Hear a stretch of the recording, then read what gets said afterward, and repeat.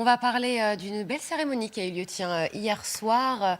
Je vais me contenter tout d'abord de commenter les images de l'arrivée de cette belle famille, puis je vais laisser l'expert Stéphane Etcheverry vous faire l'analyse. Regardez Lionel Messi qui arrive avec ses 3 enfants, la famille Adams, son épouse. Voilà, habillé. Donc, tel père. Il marche à peu près aussi vite que sur le terrain. Tel père, tel. Bon, arrêtez, c'est un moment familial, émouvant pour Lionel Messi qui a eu le ballon d'or. Non, mais vous n'êtes pas possible.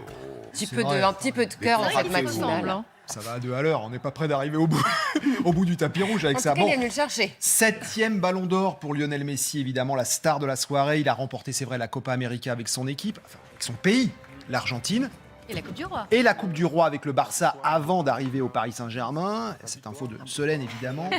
C'est ce qui le sauve, parce que sinon... 2e Lewandowski, le joueur polonais du Bayern. 3e Jorginho. Et 4e Benzema. Voilà, l'attaquant du Real Madrid. Mbappé était aussi dans le... Mbappé était là aussi. Et puis celle qui a reçu le ballon d'or, évidemment aussi, il faut en parler de cette jeune femme. Fanny ?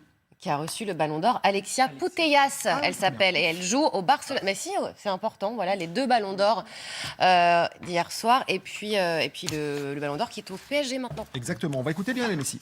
Ah oui, c'est vrai. Oui, c'est une fierté pour moi d'être le premier joueur à le gagner avec le maillot du PSG.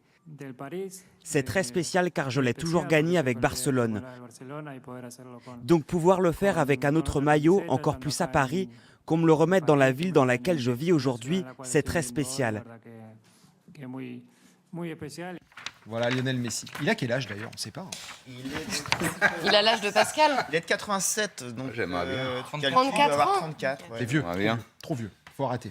34 Pascal, Ouais. les dernières prévisions de l'INSEE. Parlons d'âge. Tiens, Ah bah tiens. en matière démographique, sont très attendues. Ça y est, elle confirme le vieillissement de la population française. Il va s'accentuer jusqu'en 2040 et ça change la donne en termes de, on va dire, de la conception du système de retraite. Oui, ça change la donne parce que en réalité, la démographie, les âges, la distribution de la population, c'est déterminant.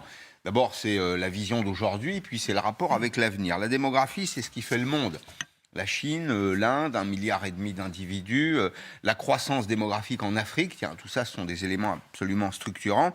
Et puis, c'est une discipline qui est robuste, c'est une discipline qui ne trompe pas, à la différence d'autres disciplines de l'économie. France 2040, j'en viens à ta question, 69 millions d'habitants.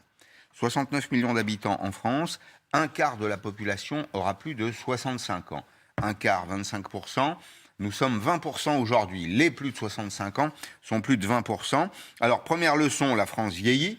L'espérance de vie progresse moins. Dans certains cas, d'ailleurs, si on va un peu plus loin que 2040, elle aurait plutôt tendance à baisser, comme s'il y avait un plafond de verre. Comme si on était au bout des ressources de la science. Alors, meilleure alimentation, meilleure médecine. Ouais, il y a beaucoup d'éléments, mais il y a une limite à la croissance de l'âge, de l'espérance de vie. Deuxième tableau, on était en 2040, on passe en 2044. La population française commence à décroître. Et là, conséquence, en effet, le rapport actif-retraité change. Alors, depuis les années 60, si on prend les années 60, 1960, vous aviez 4 actifs pour un retraité. Aujourd'hui, vous avez entre 1,7 et 1,8 actifs pour un retraité. On va arriver un jour à une situation où il y aura une personne qui travaillera pour un retraité. Tout le monde comprend qu'il y a 2 options. Soit on travaille plus longtemps, alors on travaille plus longtemps dans la journée, dans le mois, soit on travaille plus longtemps dans la vie, c'est-à-dire qu'on repousse la borne de l'âge de départ à la retraite, ou deuxième hypothèse, on accepte que les pensions baissent. À partir de 2070, prévision de l'INSEE, les plus de 75 ans seraient 5,7 millions de plus qu'aujourd'hui, et dans la société, vous auriez à 2% près autant de plus de 75 ans que de moins de 20 ans. Vous voyez comment se fait la distribution? Ça change tout. C'est-à-dire qu'on est passé d'une société qui était une société de croissance jeune à la fin du XXe siècle à une société qui aura beaucoup vieilli un siècle plus tard. Conclusion, vous avez une Europe qui est vieille, qui vieillit, qui est vieille, une Afrique qui est jeune, la moitié de la population africaine a moins de 20 ans. Les amis, je vous invite à faire le rapport. En attendant d'être vieux, faites du sport. Voilà, Ah c'est oui. ce qu'on peut vous dire.